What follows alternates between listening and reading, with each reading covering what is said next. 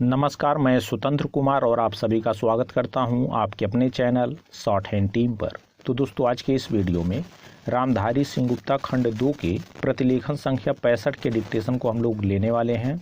इसे हम दो अलग अलग स्पीड में लेंगे, पहली बार में 90 की स्पीड में, तो दूसरी और आखिरी बार में इसी डिक्टेशन को हम लोग 100 की स्पीड में लेने वाले हैं।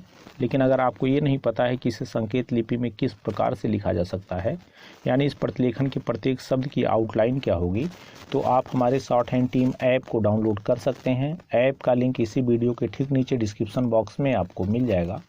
ऐप को डाउनलोड करके इस प्रतिलेखन के प्रत्येक शब्द की आउटलाइन को आप जान सकते हैं। तो 90 की स्पीड में आपका डिक्टेशन स्टार्ट होगा 5 सेकंड के बाद। तब तक के लिए आप रेडी रहें।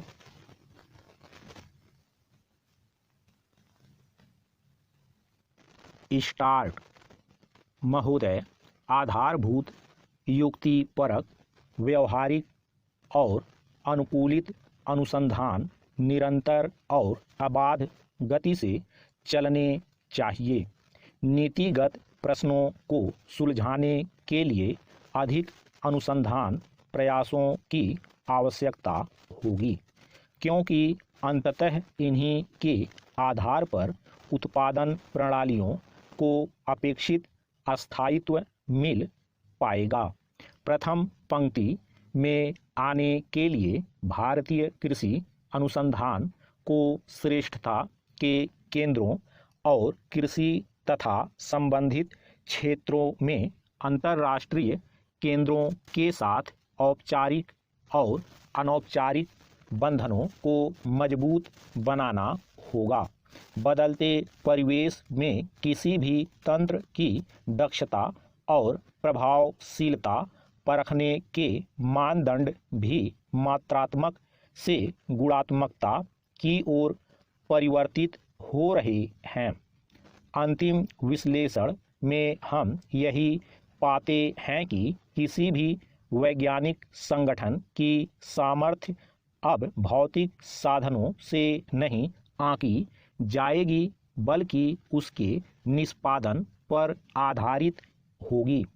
कृषि अनुसंधान में प्रभाव मूल्यांकन अभी तक अनुसंधान में किए गए निवेश और नई तकनीकों के प्रसार और अंगीकरण के आर्थिक लाभों को लेकर ही मुख्यतया आंके गए हैं। प्रभाव मूल्यांकन से यह पता चलता है कि कृषि अनुसंधान के अंतिम सुफल प्राप्त करने में आर्थिक नीतियों और प्रौद्योगिकी की परस्पर क्रिया का क्या प्रभाव पड़ा। जिस समय अनुसंधान नियोजित किया जा रहा है या प्रायोजना क्रियान्वित की जा रही है, उसी समय मूल्यांकन कर लिया जाए तो नीति निर्माताओं को अनुसंधान की भावी दिशाएं खोजने में सहायता मिलती है। अतः इस बात की तीव्र आवश्यकता है कि राष्ट्रीय कृषि अनुसंधान प्रणाली में उसकी क्षमताओं को आंकने के लिए आंतरिक समीक्षा का कार्यक्रम चलाया जाए, ताकि प्रभाव मूल्यांकन की अंतर्निहित व्यवस्था मजबूत बने। इस तरह के अभ्यासों से अनुसंधान कार्यक्रमों में व्याप्त रिक्तियों की पहचान होगी और कार्यक्रम की कमजोरियों को दूर करके जहां जरूरी है वहां काट छांट या मजबूत बनाने का निर्णय लिया जा सकेगा। इसके साथ ही उपलब्धियों और बाधाओं का सही विवेचन करने तथा खेतों तक पहुंचाने के लिए तैयार तकनीकों को पहचानने में मदद मिलेगी। पैरा। कृषि के फलस्वरूप आए व्यापक परिवर्तन का प्रभाव बहुत स्पष्ट है, जैसे कि सन 1961 में प्रति व्यक्ति खाद्यान्न की कुल उपलब्धता 468 ग्राम थी, जो कि 55 साल बाद सन 2001 में 40% बढ़कर 2 किलो प्रति व्यक्ति प्रतिदिन हो गई। 101 करोड़ की आबादी को देखते हुए यह उपलब्धि थोड़ी नहीं है। भूख और खपत के बीच की असमता को समाप्त करना, समाज के सभी वर्गों को सामर्थ्य के अनुसार उचित दामों पर राशन उपलब्ध कराना और विविध कृषि उत्पादों और प्रशोधित उत्पादों के निर्यात में वृद्धि और आयात में कमी, अनाज और खाने के तेल के निर्यात में कमी से विदेशी मुद्रा की बचत को अलग करते हुए भी कृषि क्षेत्र से निर्यात की राशि गत वर्ष 100 अरब रुपए की सीमा को पार कर गई। इन उपलब्धियों के बावजूद और मांग में वृद्धि को देखते हुए कृषि उत्पादन की ओर से आपूर्ति में भी वृद्धि का वही स्तर बनाए रखते हुए भी हम अपनी भावी आवश्यकताओं को ध्यान में रखते हुए किसी भी तरह की ढील नहीं दे सकते। स्टॉप। दोस्तों, इसी डिक्टेशन को दूसरी बार में हम लोग 100 की स्पीड में लेंगे और आपका समय स्टार्ट होगा 5 सेकंड के बाद। तब तक के लिए आप रेडी रहें।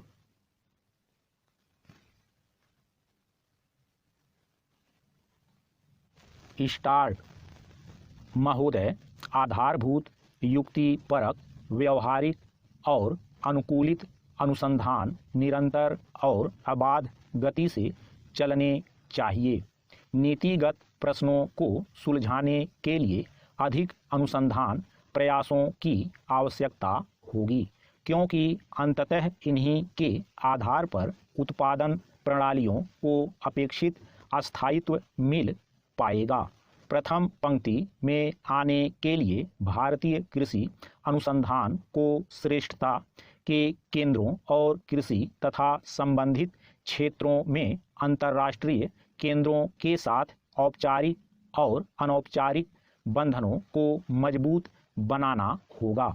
बदलते परिवेश में किसी भी तंत्र की दक्षता और प्रभावशीलता परखने के मानदंड भी मात्रात्मक से गुणात्मकता की ओर परिवर्तित हो रहे हैं। अंतिम विश्लेषण में हम यही पाते हैं कि किसी भी वैज्ञानिक संगठन की सामर्थ्य अब भौतिक साधनों से नहीं आंकी जाएगी, बल्कि उसके निष्पादन पर आधारित होगी। कृषि अनुसंधान में प्रभाव मूल्यांकन अभी तक अनुसंधान में किए गए निवेश और नई तकनीकों के प्रसार और अंगीकरण के आर्थिक लाभों को लेकर ही मुख्यतया आंके गए हैं।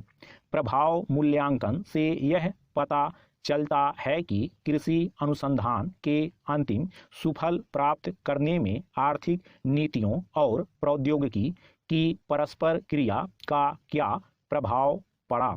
जिस समय अनुसंधान नियोजित किया जा रहा है या प्रायोजना क्रियान्वित की जा रही है, उसी समय मूल्यांकन कर लिया जाए तो नीति निर्माताओं को अनुसंधान की भावी दिशाएं खोजने में सहायता मिलती है।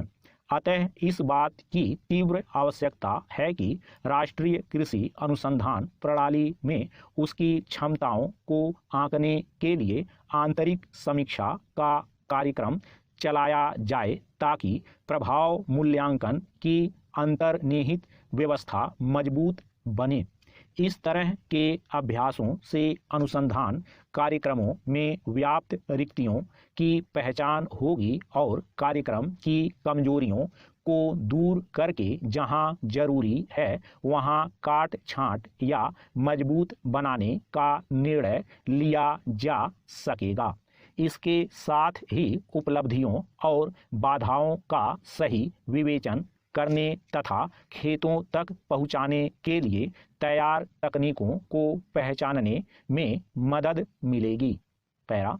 कृषि के फलस्वरूप आए व्यापक परिवर्तन का प्रभाव बहुत स्पष्ट है, जैसे कि सन 1961 में प्रति व्यक्ति खाद्यान्न की कुल उपलब्धता 468 ग्राम थी, जो कि 55 साल बाद सन 2001 में 40% बढ़कर 2 किलो प्रति व्यक्ति प्रतिदिन हो गई।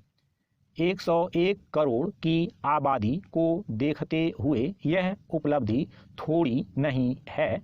भूख और खपत के बीच की असमता को समाप्त करना, समाज के सभी वर्गों को सामर्थ्य के अनुसार उचित दामों पर राशन उपलब्ध कराना और विविध कृषि उत्पादों और प्रशोधित उत्पादों के निर्यात में वृद्धि और आयात में कमी, अनाज और खाने के तेल के निर्यात में कमी से विदेशी मुद्रा की बचत को अलग करते हुए भी कृषि क्षेत्र से निर्यात की राशि गत वर्ष 100 अरब रुपए की सीमा को पार कर गई। इन उपलब्धियों के बावजूद और मांग में वृद्धि को देखते हुए कृषि उत्पादन की ओर से आपूर्ति में भी वृद्धि का वही स्तर बनाए रखते हुए भी हम अपनी भावी आवश्यकताओं को ध्यान में रखते हुए किसी भी तरह की ढील नहीं दे सकते। स्टॉप।